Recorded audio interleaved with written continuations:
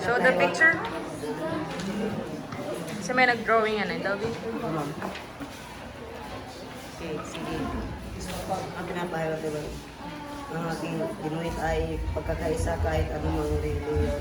Kahit sino man sila at pagtutulungan.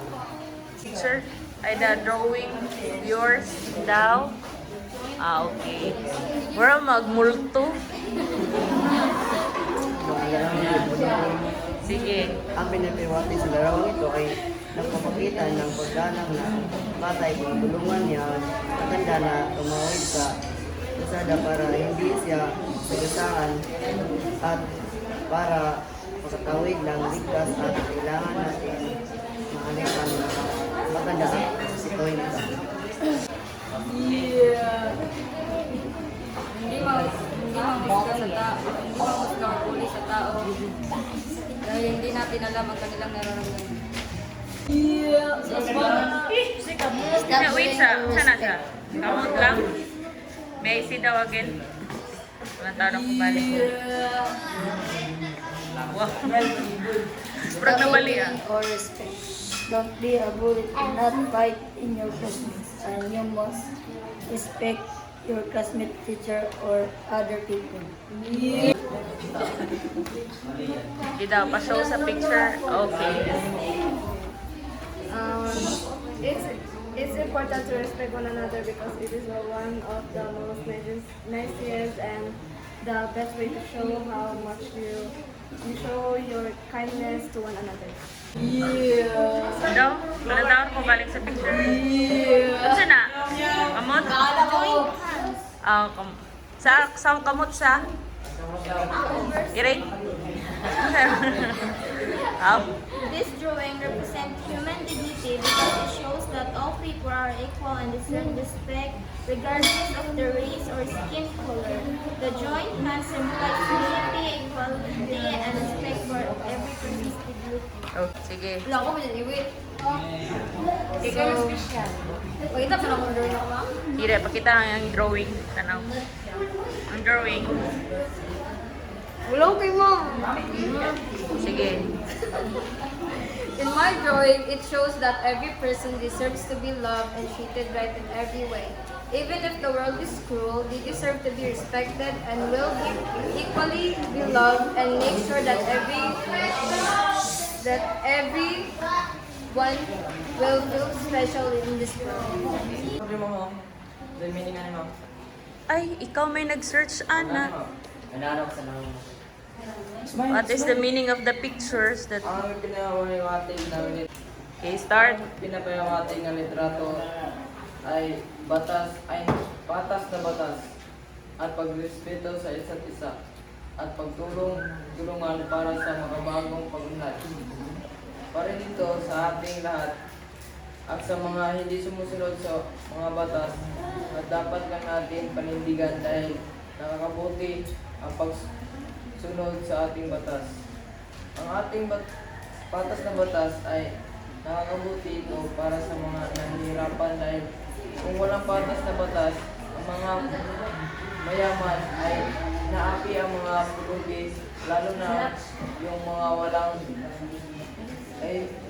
yung mga batang walang mga magulang na dapat na natin hindi para sa ating makabagong pag-unlad sa ating bansa. Okay, may pakita daw sa picture. So, sa may pasabutan na ang kanang nasa picture, o, describe dira. Ang ganun mo, wala dyan yung mga batas. Sa may gigunitan na ng babae. Balancer? Batas mo. Balance. So, ayang gigunita nag-symbolizes of balance, fairness, justice. Kanang nasa taas, unsa na? Kanang siyang ulo. Kaya nga, Oo. balikan mo na panindigan na mo. I think that's human. Ganun ma'am, Oo. So, patas na batas para sa tao. Okay, tao na nasa taas, di ba? So, ang tao, gitagaan siya o gipatong siya, meaning nasa sa taas, di ba? Oo. So, meaning, kung sa may meaning anak, pag nasa taas ang tao, siya ang sentro, di ba? Siya ay sentro sa justice. So, okay, next. Oo, sige. Ipakita ang picture. Ang pinapawasay sa ating larawan. Ang human rights ay mayroon kang karapatan. Halimbawa, karapatang magmahal, karapatang pumili, karapatang mag-aral. Dahil lahat tayo ay pantay-pantay, walang maliit o mataas. Nilikha tayo ng Diyos para sumunod at pagmahal sa Kanya. Okay, so explain the picture. Nagunsa man na sila sa picture. Tanawa ang picture nagunsa. Kung dalawa, morning. Sila gunitan mo ba? So, man na. Paano ang human rights? Ah, okay. So, na yung mga tao nga unsa sila? Nag-rally na sila? Nagunsa na sila sa picture. Nganong nag-symbolize ng picture ni mo og unsa kay Kung sila giipan mo, morning. Ipapagpapagi. Pahiwate good ma'am, na dapat lahat tayo ay pantay-pantay. Ah, okay. So, equality na mo sa gender equality. Yes ma'am. Ay, Unsa man na nga kuan? lagi ma'am. Sure. Ulitin mo. Gender equality, laki babae na sana mix. Sana human rights. Unsa yung nakabutang diya sa picture? Tawa. Unsa man na?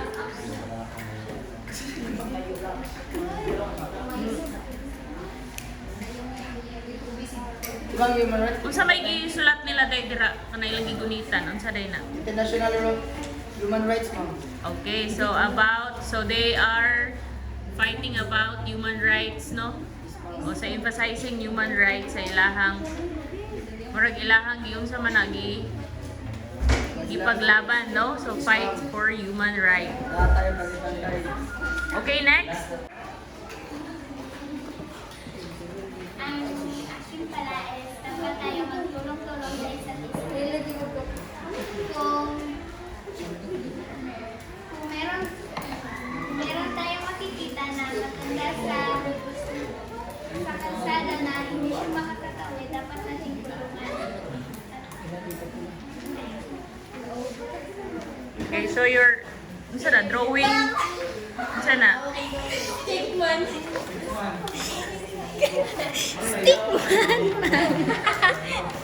Utoy. Ang ipinapahiwatig sa larawan ay ang bata Pakita mo nga ang larawan. nire-respeto niya at nakakatanda kaya ng ginawa niya, yumuko siya sa nakakatanda para ibati or nire-respeto niya ito para kita niya na siya ay karapat dapat siya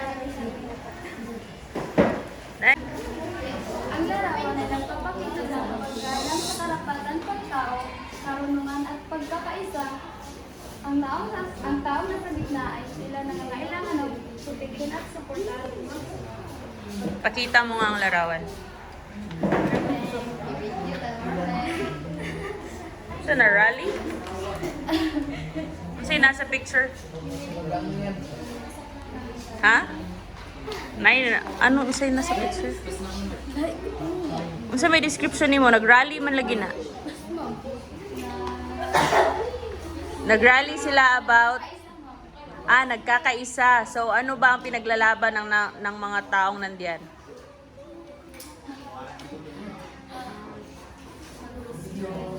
Ha? Diyan.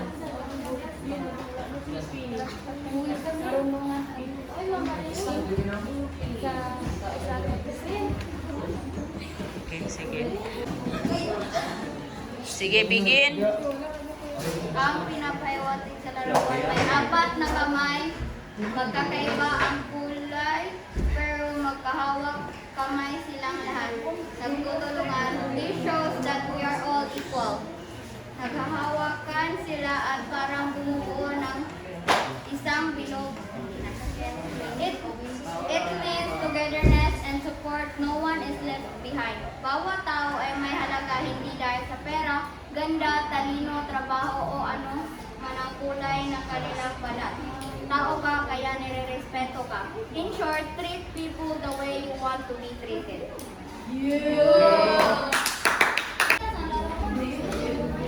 Peace here. Ang pinapagiging sa larawan na ito ay ang pagmamalasakit sa iba at pagtutulungan sa isa't isa. At dapat ilan. Lakasan mo ang iyong boses. Ang pinapakita sa larawan na ito ay ang pagmamalasakit sa iba at pagtutulungan sa isa't isa. Okay, next. To prepare. Ang pinapahihati sa larawan Show the picture. Keep maklaro. Daw. Okay.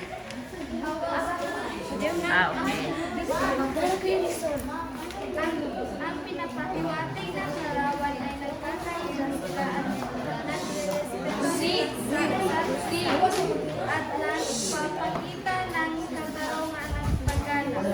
Ipinapakita nito ang bawat tao ay nararapat respetuhin at tratuhin ng pagkapantay-pantay at pinapakita rin sa simbolo ng puso at ang mga kamay ay naghahawak. Ipinapakita ang pagmamahal sa kapwa-tao. Ang ibig sabihin ng dalawang kamay ng espiritu ito ay isang katangian ng isang tao na may dignidad at humanity. Ang mga halimbawa ng espiritu ang paggalang ay kaya ng marunong umawa sa tao na ano ang kanilang kalagayan. At ang ibig sabihin ng nasa gitna ng may larawan ng puso ay yung mga tao na nagmamahalan at nag-uunawa sa isa't isa. Stop bullying, ma'am. Pakita. Sige daw, Messi. Ano yan? Stop bullying. Okay, go on. Stop bullying because bullying is bad thing and not good. If you bully, you're not a good person. You must be a nice and stop bullying. You just bully is bad. Ma'am. Ang pinapakita ng larawan ay pagrespeto at pagmamahal sa kapwa at pagtulong sa mga tao at pag-iisa nagpapahayag na ang kanilang panindigan ay pantao at pinapahalaga ang isa't isa at pinapakita sa bawat tao ang paggalang sa bawat isa. Pakita ang picture. Happy ng kapwa natin tao dahil ito ay hindi maganda at maganda ang naidudulot nito sa atin at kailangan natin na mahalin natin kapwa tao at magtulungan sa isa't isa. Show the picture. Okay. Ang larawan na ito ay nagpapakita ng pakikipagtulungan o pagkakaisa at ipinapakita nito ang kanilang kakayahan para makatulong sa bayan at pantay-pantay ang kanilang pakikipagtulungan sa ibang tao. Daw, Messi. Okay, that is... What is the meaning of that picture ba? About? Pagtulungan. Okay, pagtulungan o pagkakaisa. Ang larawan ay nagpapakita ng mga taong nagproprotesta o nagpapahayag ng kanilang panindigan para sa paggalang sa dignidad at karapatang pantao. Makikita ang placard na may nakasulat na respect the dignity of human life na nangangahulugang ang bawat tao ay dapat igalang, pahalagahan at tratuhin ng may dignidad anuman ang kanilang pinagmulan o kalagayan. At nagpapakita ng panawagan na paggalang ang dignidad at karapatang pantao. Pinapakita nito na ang bawat tao ay halaga at nararapat tratuhin ng may paggalang at pagkapantay-pantay. Okay, show the picture. Okay, next. Ang ipinapakita sa larawan ay Show the picture. Okay. wanted. Ang ipinapakita sa larawan ay pagre-respeto sa mga matatanda dahil galing siya pa siyang paralan pag-uwi niya sa bahay nila ay nagpamano siya sa kanyang lola at sa kanyang mga magulang. Okay, next. No, may I see the picture? Same kanina. Sige, go. Larong ito ay nagpapakita ng pagkakaisa, pagkakaroon ng paggalang sa karapatan pansahol. Ipinapakita nito ang bawat isa na lalakas, protektahan, igala at rapunin ng pantay-pantay at dapat magpapakita.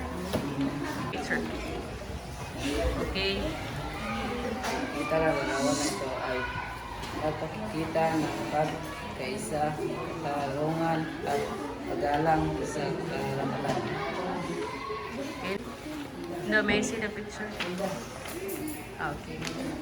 Ang ipinapahiwatig nito ay pagsama-sama. Mahalaga ang pagsama-sama upang makabuo ng pagkakaibigan at pagmamahalan. Para sa atin, mahalaga talaga ang pagsama-sama o community.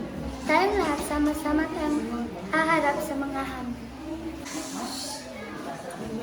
Ang pinanawatig ng aking larawan ay ang pagkasundo-sundo at pagkapantay-pantay at walang diskriminasyon.